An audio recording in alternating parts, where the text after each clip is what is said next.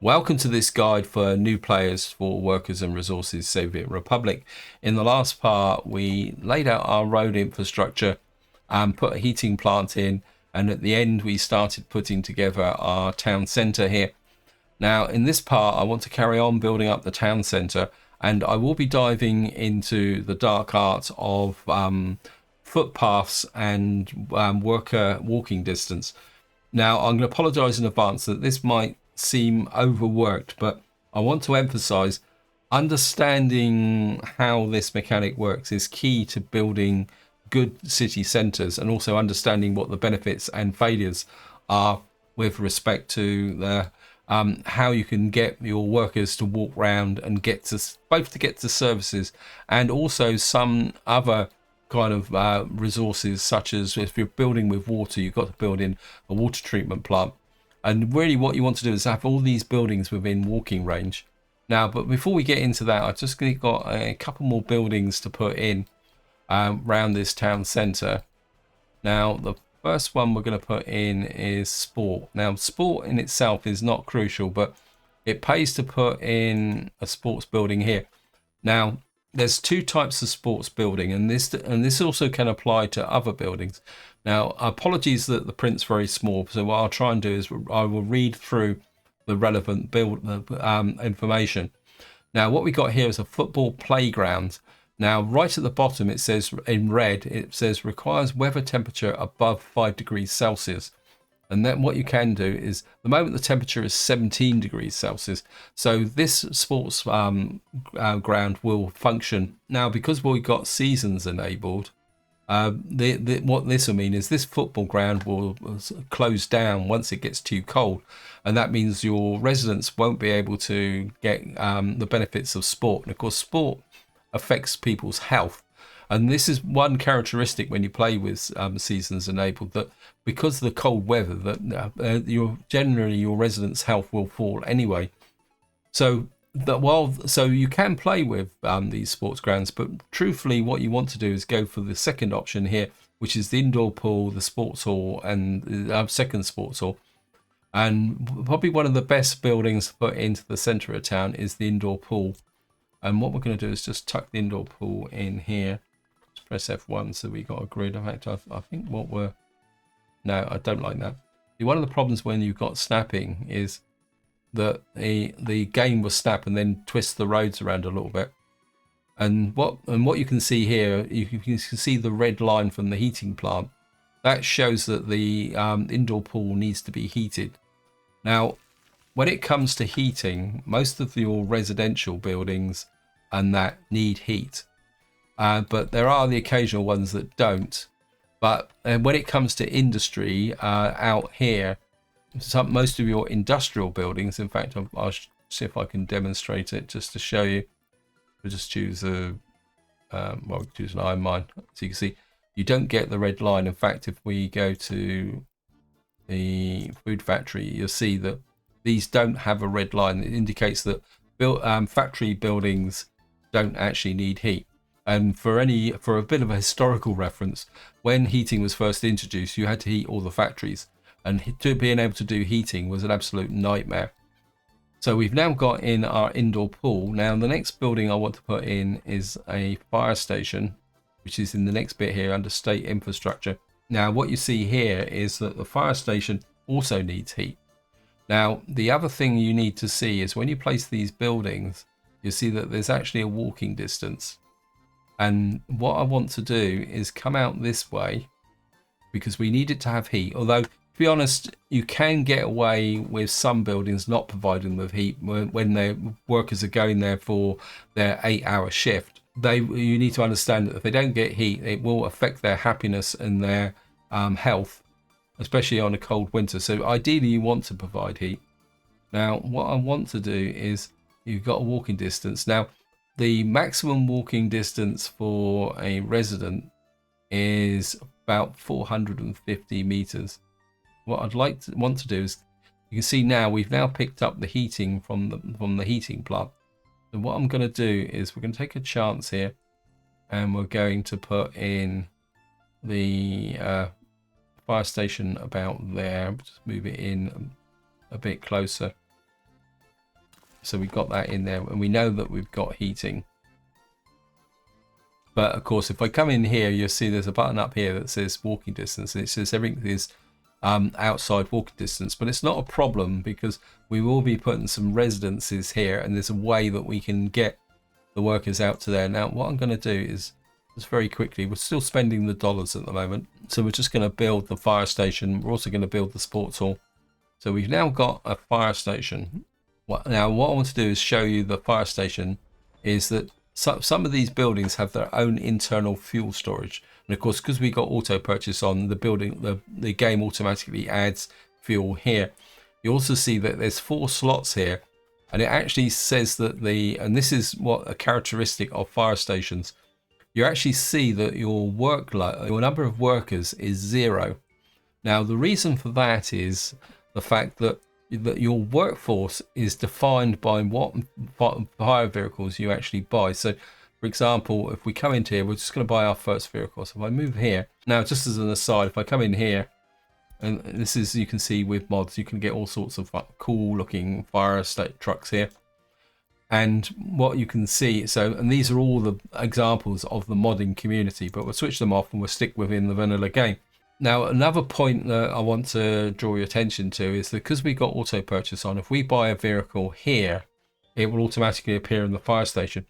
When you get to the harder levels, what you have to do is buy your vehicles at the customs shed and then send them to the fire station. When you're close to the border, it's not a problem, but bear in mind that, say we had just cleanse that down for just a moment, say we were right out in the center of the map here, it could mean that a vehicle could take days to actually get to where it's going. So that's just a little bit of an aside. Back to buying fire trucks. Actually, the other thing I'm also going to show you is if we go over here, buildings like fire stations and hospitals, like just to show you, if we click the hospital's got exactly the same. Fire stations, it also applies to technical offices, construction offices, have a range which they will auto detect or service the areas where they are actually at. Now, I think it goes up to about 3 kilometers, so there's plenty of range. Now, one thing you do need to be aware of, and this is very important, that just because the road turns yellow and you can get to it, that doesn't guarantee that the service will be provided. And this is particularly relevant to fire trucks because you've got to remember that when the winter comes, our little asphalt roads here, which have currently got a road speed of 110 kilometers an hour. If the snow falls, that would be reduced to 55 kilometers an hour. And that means that while a building may be in range of the fire coverage and a fire truck is sent out, there's no guarantee that that fire truck will actually get there in time to actually stop the building burning down. So that's another point that you do need to be aware of. Now, back to fire trucks. Now, at the moment, we've only got 2 fire trucks, and what you'll see is, and this relates to several buildings, is that you've got the maximum speed of the fire truck, but you've also got on the bottom in very small print, it says fire truck speed level 23. Now, what that represents is the fire truck's capacity to put out fire. If I go to the other one, this has got a top speed of 90, and what this has got is a speed level of 4. Now, just to give you an example, if I buy this one, which is the cheaper one, and if you pay attention to this screen here, if I buy this one here, what you'll see is that the number of firefighters is 4, which is reflected there. So we got a very fast truck, but it's only got 4 firefighters. Now, 4 firefighters is okay for small buildings. It will probably cover most residential areas because the game will dispatch multiple fire trucks to a fire. But say, for example, you had a big steel mill. This truck is not going to put the fire out in a steel mill. This is the reason why, whoops, sorry about that. What you need to do is show a preference towards the trucks with a higher speed or level. And if I buy 2 of these, you can see now we've got a workforce of 50. So in fact, and I think we can stay at that at the moment. 50 is more than enough at the moment to provide the necessary cover. Now hospitals are slightly different in the sense that if we come into a hospital, you can see a hospital has actually got a predefined staff, but you can see we've also got slots in here for our ambulances. Now the reason for that is that your staff will treat patients who walk in, but they will also provide the coverage up to 3 meters. And what we can do in here is come in here. Now, to be honest, ambulances kind of very much the same, so it's more and more of an aesthetic look. Now, one thing I will point out is if you see a symbol like this with a kind of like an air sprayer on here, what will happen is that what you can do is, if I don't know if you guys can see it, we'll try this one. What you can see is that some vehicles come with skins, and what you can do is change the skins. This one's got 2, this one's got 2 as well. So what you can do is, we'll have a couple of fire trucks like this, and what we're going to do is buy 4 fire trucks. They're really dirt cheap anyway. So, and notice that the vast majority of passengers, in fact, if I show you this, they're all ones here. Some of these ambulances are vintage ones for if you want to play an early start, but that's way beyond the range of this series. And what we can do is buy 1, 2, 3, 4 ambulances. That's more than enough for our starter town, and then we can add more later on as we go through. The other thing I will draw your attention to while we're talking about hospitals is that some buildings have 2 types of staff. You've got what you would call your ordinary staff, which you could say is your staff who are running the admin of the building. You also got doctors. Ordinary staff have a basic education. Doctors need a university education. So that's another reason why we built the university there. Anyway, that long diatribe over, what I want to do is put in the last building, which I want to put in here, which is the kindergarten. Now, kindergartens are interesting, and I'll just place it. And oops, no, we want a big kindergarten. If we go, yeah, we've got 270 here. What we're going to do is just tuck in the kindergarten here. I'm going to kind of bring it forward, and again, you can see the kindergarten needs heat.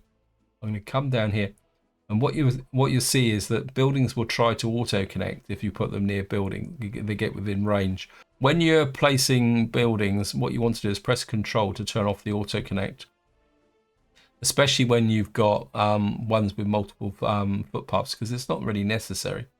Now I want to leave a square between the kindergarten and the hospital for a footpath, and we're just going to drop the kindergarten in there like that. Now the schools I'm going to treat in a slightly different way. Now we're going to move on to the dark art of footpaths. Now I've already kind of talked about walking distance. Now when you're planning a city, you've got to consider what you've actually built.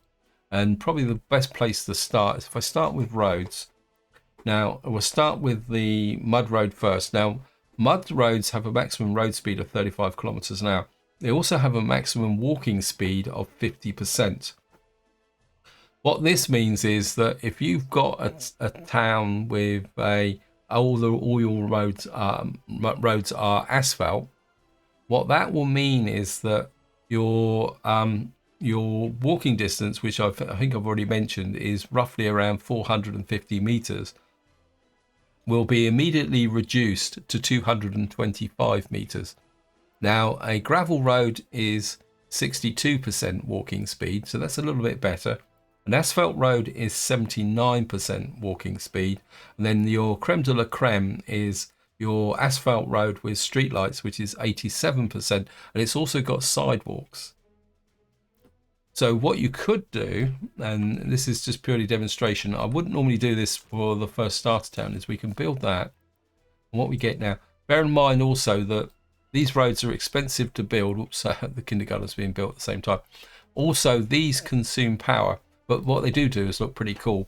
You could put forward an argument that you don't need a footpath because you've built this, and that gives you a little bit of extra room there.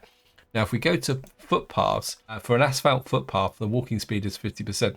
So, for example, there's absolutely no point putting an asphalt footpath there because your residents are going to walk down the down the illuminated section of road. Now the next one across is a gravel footpath, which gives you a walking speed of 87%. Now, as I've already mentioned, this is 87%. So if you put an asphalt footpath, sorry, not an asphalt footpath, a gravel footpath next to that, you get the same effect as a illuminated section of road. So this kind of reduces the reason for building these, because you can get the same effect by putting in a gravel footpath as building this. Now, the one that I prefer to build for an inner city, even when I'm starting out, is an asphalt footpath. This gives you 95% walking speed.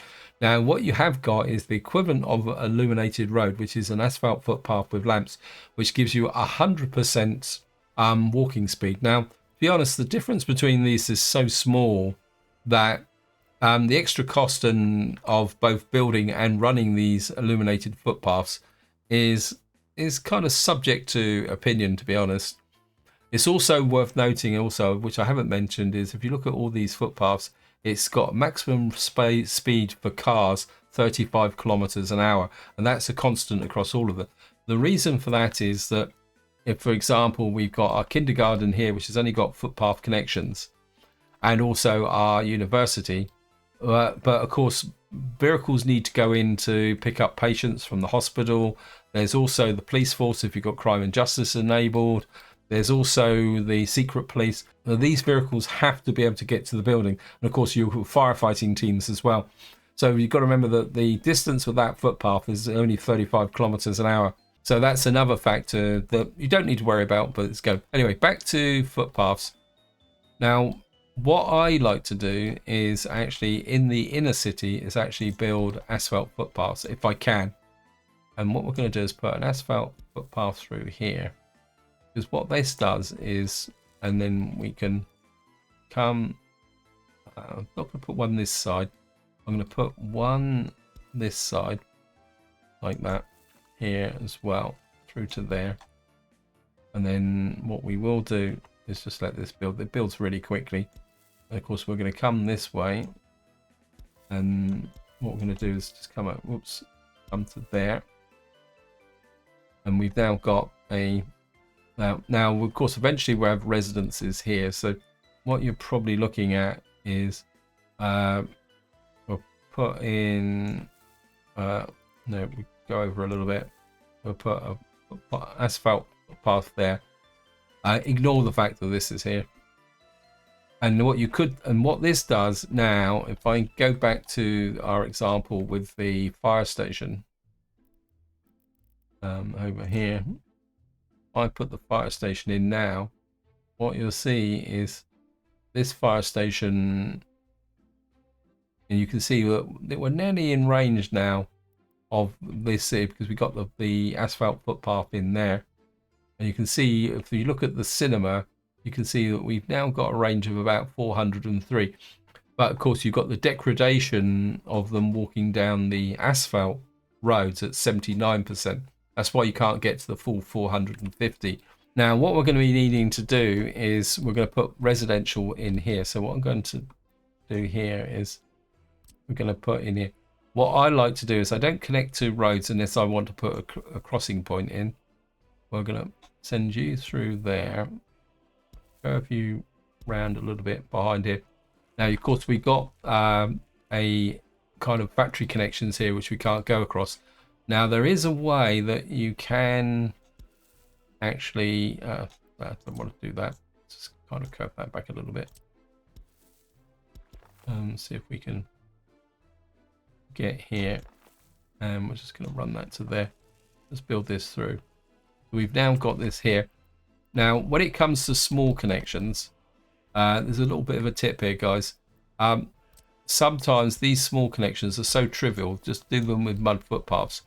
When you get into advanced game, manually building these very small sections can be a real pain in the neck because your vehicles can't build them.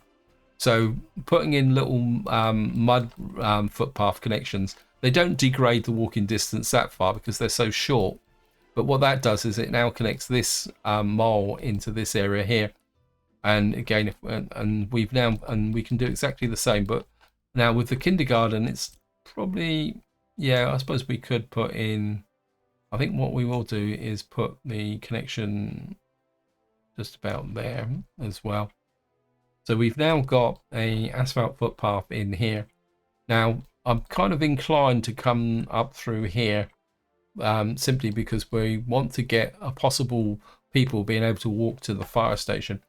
What I want to do here though is go kind of flip out a little bit now and talk about the power connections, because we need to put power in, and what I'd like to do is have at least one power transformer near the center of the town.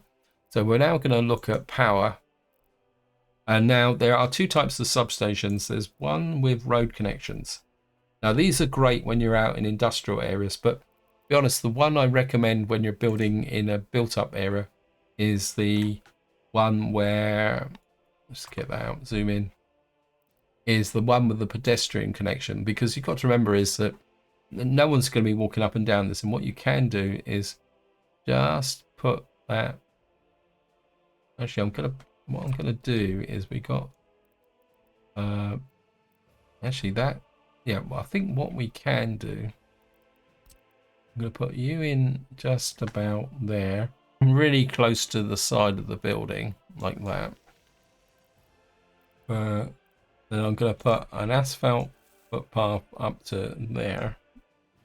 Connect that into there like that. And then we're going to run you up to there, to there. Just build that in very quickly. And then we'll just connect this with a mud footpath, because this is just going to be the substation. So that now gives us this substation in position. And we've now got our grid there. And again, because we've got our asphalt footpath there, again, sorry, I keep returning to our fire station example. What you'll see now is we're kind of, actually what we could do is, are we in range yet? Not quite, but we're getting there. And so we've now got that connection there. The hospital, in fact, I think what I will do is we're going to put another asphalt footpath there, and we'll hook you through to there, that for the hospital. What that will mean is that the residences we build here will have access down to the hospital. The cinema might be an issue, but to be completely honest, some buildings you need to duplicate in your actual town. Right, so we've now got that there. Now what I want to do next is we're going to put the power supply in. Now we've got our terminal here with multiple 6 connections. Now what I want to do is we're going to come up to about, I'm kind of inclined to put another, I don't think we need a 6-way. I think what we need here is a 3-way. So we're going to put that there. Hook you there with a mud road, because they've already got a node here. So we're not degrading this road anywhere. And then what I'm going to do is we're going to go for the biggest power line. Pick up from there. Go fairly close to the road, because we're not going to do anything here. So just build that. That gets us a substation there. What that would do is allow us to develop the line this way, when we can also take the line out that way. I mean, this town is going to need multiple electric substations. So what I am going to do is we're going to come. Trying to think. I can never remember. I'll be completely upfront. I tend not to actually play with this. I actually use a mod, but so apologies that I've got to think a little bit about what I'm doing. I think what we will do is we'll put another one of these in here. We'll kind of keep you out on the edge of the map, so that you're not interfering with anything. If I flip that, yeah, we can kind of put you, no, that's the wrong way round. I think what we'll do is we'll just drop you in here, and well, just push the mud road out like that. And then we'll just connect you in like that. Now the difference with this one, I ran with the maximum capacity. Now obviously we're going to, this area here is only going to supply power to the town, so we don't need a really big one of these. We could probably come down to, what's it, 8 megawatts, probably fair enough consumption. And what we'll do is we'll run you. What is that then? That's a medium voltage switch. Okay. Put the wrong one in. Sorry. Not connecting. Let me just try again.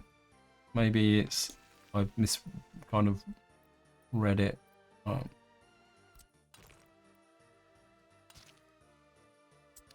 And what you'll find is that this is now showing power.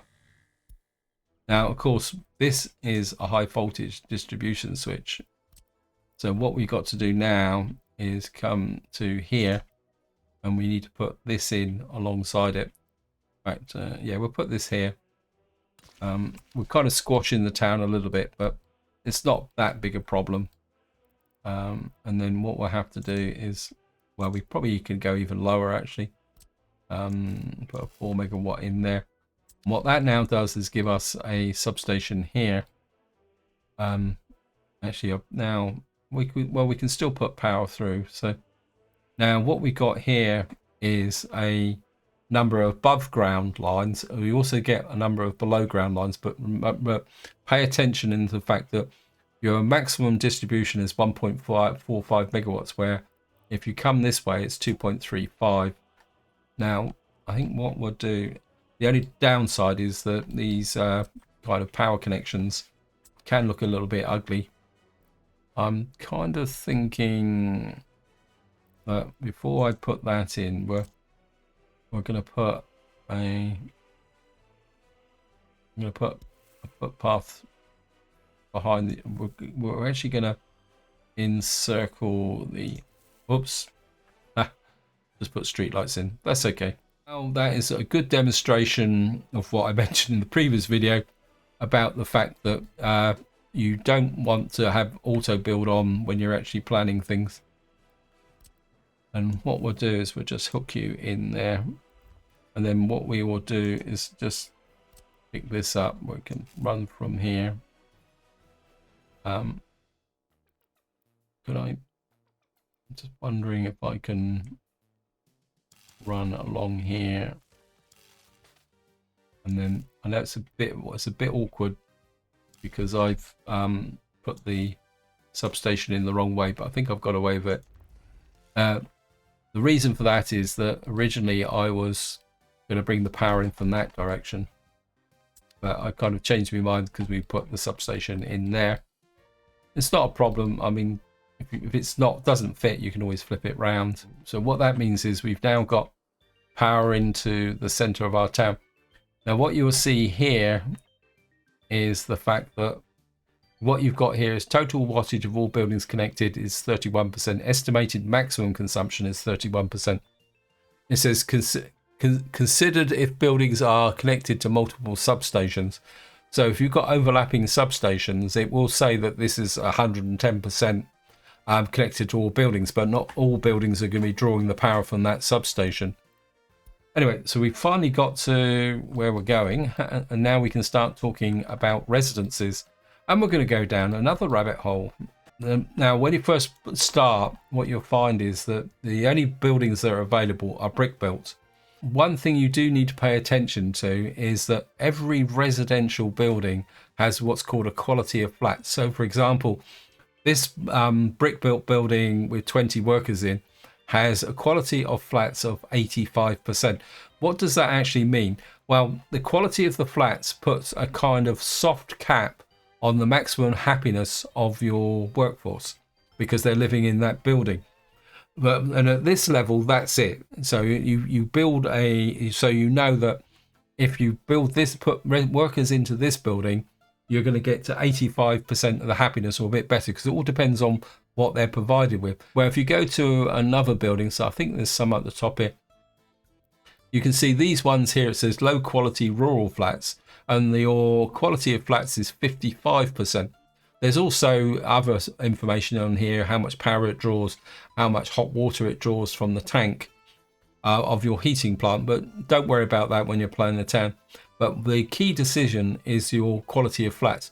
If you put a lot of people into flats that have only got a quality of 55, that's going to mean that your happiness could always be a bit problematic. So what we're looking for is a reasonably sized flat with a reasonably high quality.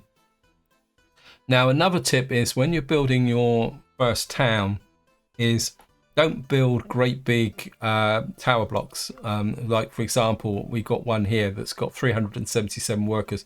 We can't build it because it's locked behind technology, because it actually requires prefabs, which we don't have access to. But if you put great big buildings around your first town, if you could, because of course you can do it. I mean, just a bit of an aside.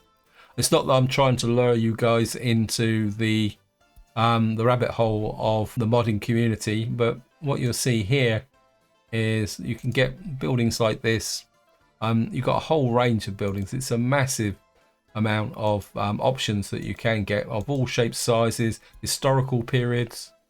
Yeah, so, but back to what we're meant to be doing. Now, what we got here is a block of flats which has got 157 residents in, but it's got 68% quality. So what we're looking at is probably this one, which has got 110 workers in, and it's got 87% quality. Also, returning to when I was saying about building large blocks of flats, is that if you've got multiple small flats around your initial city centre, it gives you more control over where your workforce can actually go. So we're going to be building with these 110. So what we're looking for is to get a population of about 1,000 workers. The reason for that is that workers don't work flat out like they do. They actually work 8-hour shifts. For, say, this shopping mall, you can see the maximum number of workers is 45. Now, to fully staff this shopping centre, you would need 135 workers. But on the positive side, we don't need to fully staff this when we start out. Now, the other thing I will say is if we come into here and select our building again, what you'll see is you'll get this tab appear, which says Get Citizens. Turn that off. The last thing you want to do is do that when your economy is building up and you've got over 21. So you don't want to bring in anyone else in from the outside as immigrants. Also, when you're doing your first town, you want a certain amount of control over who actually moves in to begin with and how many move in. So that's something else that you want to consider. Now, the other thing I will mention is you can see this flat has actually got a road connection. Now, you don't have to connect a flat to a road, but bear in mind that returning to here is that if you put footpaths in, the footpath connection, because you will connect with a footpath, the road speed will only be 35. That means that it will degrade the quality of the services, including fire coverage, if they can't get there using the normal roads. So what we're going to do is put a flat in here. You press the control key, it gets rid of all the connections. And if you use the middle mouse button just to rotate the flat round. Now I want to leave enough for an asphalt footpath, and we're just going to put a flat there. What I'm going to do is create a series of cul-de-sacs. Now, to build cul-de-sacs, you need to have enough space between the buildings for a road connection to go out. And what you really need is about 3 square. I think it's 3 squares between them. We'll just drop those in there. And just want to check. And what we should be able to do is bring a road out that way. I think what we will do is because we can auto build, we'll just put a gravel road in there. And then what I want to do now is work back from the kindergarten. Just going to drop a save, and I'm just going to show you how the cloning tool works. But as I said in the previous part, so what you can do is do this, because we've now got this bit here. And if we come to here, we come to the clone tool. The way the clone tool works is you just highlight like that, and then you can just kind of come here. You can rotate. One warning is if I can find a bit of built up mountain over here. What will happen is that if you go onto uneven territory with the clone tool, you will get that there. And the fact one of the buildings is yellow, it's actually telling you that that has to be leveled. And the cloning tool can be a little bit temperamental with respect to how can you say, it can get a little bit temperamental when you are when you try to level. We'll drop you in there. Probably put another one just there. We'll go here. I'm kind of actually, I think what we're going to do is something a little bit different here. We'll put one there. We need a space there and two there. So we've now got an. I think we're just kind of put you there, maybe, whoops, just kind of tilt you back a little bit. I mean, it doesn't have to be totally precise. So what we've done now is kind of created a fairly standard uniform Soviet style thing. Now this is another feature of the cloning tool, because this isn't built. The cloning tool actually hasn't put in the road connections. As I said, it can be a little bit haphazard sometimes. And then what I am going to do, I think we'll start just in the from the sense of that. I'm now going to put a road around the outside like this. Kind of just tuck the road in like that. Come down to there. And then we're hopefully this is all going to work out quite nicely like that. Not totally happy with that, but I think it's sometimes you can come in here. We'll just try and remove the that there and give it another go. There is a way that you can actually kind of fiddle the grid points, but that's way beyond the remit of this video. We're just going to run the road up round like that to there. I mean, these can be upgraded to, so we're going to put that there, and we're just going to hook that up there. Okay, this one's going to be a little bit placely buggers. Oops. And then what we do is just hook there. Okay, get nope. We just put that there. Get that there, and of course, what we can do is come. I can never come here. I think we're keep spending the dollars. Now we've got this here. Again, we just press shift and away we go.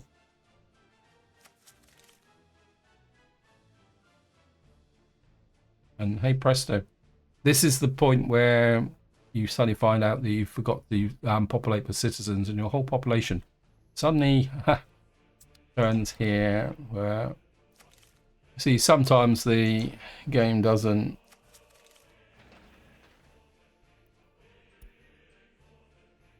Now, if you'd left the get citizens, these would all be now fully populated. Because these guys, can they get? They still can't get to the fire station, but we can fix that, because what we can do now is get out our asphalt footpath. Come there. Run out. Okay, what's going on here? We can. All fully connected in, so what we can do now is I'm going to do this with mud footpaths, I think, for the moment, because I can kind of hook these in a thing. We will put in an asphalt footpath here to connect to there. Now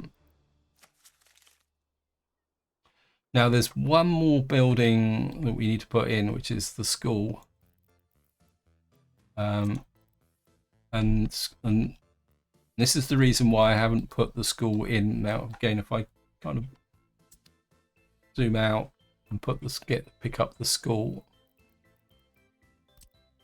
what you'll see is that the school will connect to here like that, but you can see that there's no connection across to this area. And what I'm going to do is just drop the school in here like that, and then what we will do is pick up an asphalt footpath to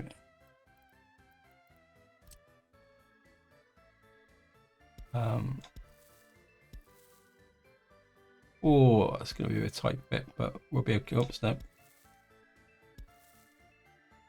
Hook you to there, like that. And what you'll find now is the school is now starting to provide the coverage to all these areas because it's now connected in. And what we can do now is take another asphalt footpath through. Oops, no. Start about there, run you through there, kind of keep it tight because we may need to want to put another school in there. And then again, what we'll do is we'll just hook in. I am going to do these with asphalt because we do have an auto build option. So come in here and connect that up to there. We can of course connect the pool up to the back there. We can connect that through to there, and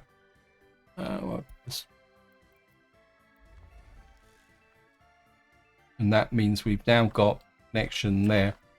Now, one thing you do need to check sometimes is, so you can see the ones at the top here are out of range of the hospital, but I think most of them are in range. Yeah, we just got a couple at the top here that don't actually have that connection, and that's partly probably because they don't have the connection to here at the moment. So what we need to do again, we could probably put you to there, you to there, and then just to kind of make things go a little bit quicker, we could probably put you to there, you to there, you to there.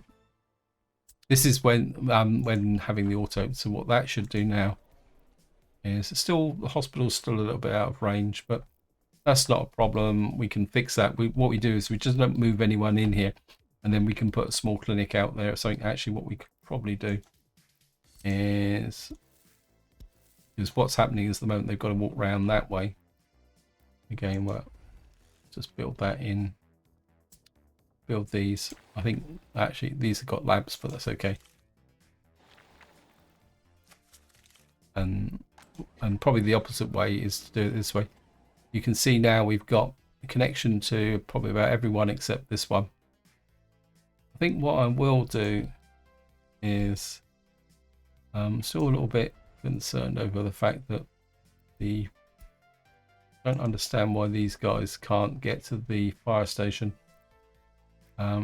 What we can do actually is put a little footpath there, and then hopefully that might, yeah, that now brings us in range, because what was happening is that residents were coming out around there. So just building that, actually that's the wrong one. Okay, just demolish. I built the wrong footpath there. Where actually what we probably, we'll just put that little connection in there, and that will get our residents into there. And probably if we put that in as well, build that will probably bring these guys. Yeah, it gives us 2 buildings here which will provide the workforce to the fire station. You've got the school, just make sure the schools, we need to build you, right, just check the coverage from the school. So the school now provides full coverage across the buildings. Just need to check the kindergarten. The kindergarten's now fully connected in as well. Of course, it goes without saying that we've now got our first area there. So we've now got to a point where we can start bringing in our population. Now, there's one more thing we do need to consider because we've got a heating plant. Now, at the moment, the temperature is 16 degrees Celsius, which means it isn't particularly that problem. Many players do is they put the bus station in the center of town. I personally like to put them on the edge of town simply because that gives me control, because it means that we don't get everyone rushing into the center. It also means that, we've bearing in mind that our industrial area is over here, that the distance from the buses to travel are shorter. And so what we're going to do now is put a bus station in, and we're just going to come here, and what you've got is bus stops, different stops. Now what you'll see is it says that passenger capacity relates to the numbers of people that can wait at the bus stop at any one time. And what the passenger capacity relates to is the number of people that can actually stand at the bus stop at any one time. I actually quite like this bus stop, actually. I'll be completely up front. It's because it's got two entrances, so you get a bit of a flow running through. And so what we're going to do is put a bus stop here. And we're going to put, of course, these are going to be asphalt roads, so we're going to put an asphalt road there, like that. And of course, what we're going to need to do is connect this in with another footpath. We're going to just hook you to there. We could probably put one out that way, but I think one of these is adequate at the moment. And again, we're just a shift and just very quickly build this. And what you see with the footpath, it says it's got no power supply because we're now out of range of our power supply here, I think, is it? Potential capacity, too many connections. Again, if I show you here now, you can see we're up to 95%. And it says that this is out of range. One way you can do is actually look at the overlay. What you'll see is that this is just outside the range. So we got the coverage here and here, but of course we got no power here. What we're going to do is, I don't really want to bring the power from there, and we put this building here. So what I'm going to do now is we're just going to drop in another substation over here. Just going to drop you in.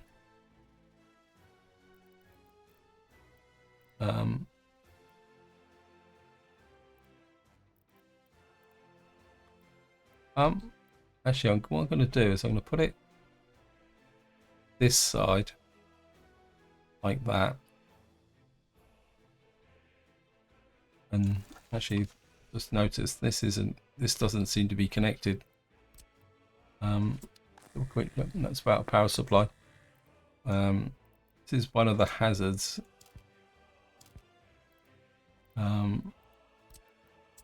Nearly missed that.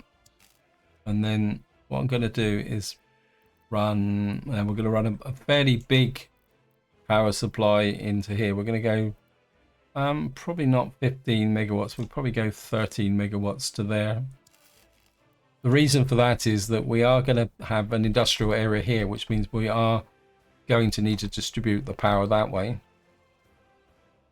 And then what we will do is put another, so we could probably be a little bit sneaky here. And what I'm going to do is create a little bit of an overlap, actually, because we've got this substation here. So what we can do is we'll put you kind of thinking,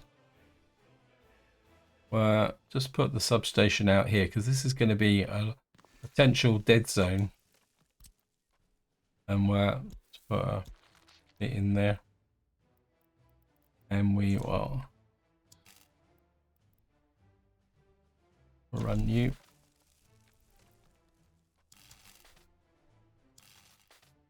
There.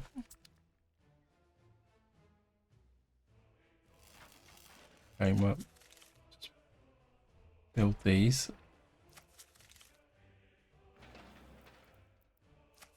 And that. So what that will do is give power. It should do when it runs. Why is this without power? Oh, that's connected. Why is this? Oh, this is. Why is this not connected?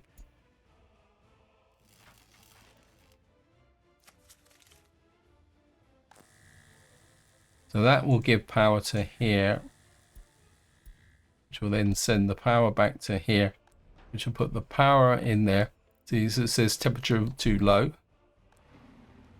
That will put this into here. Now, there's one other building that I want to put in here.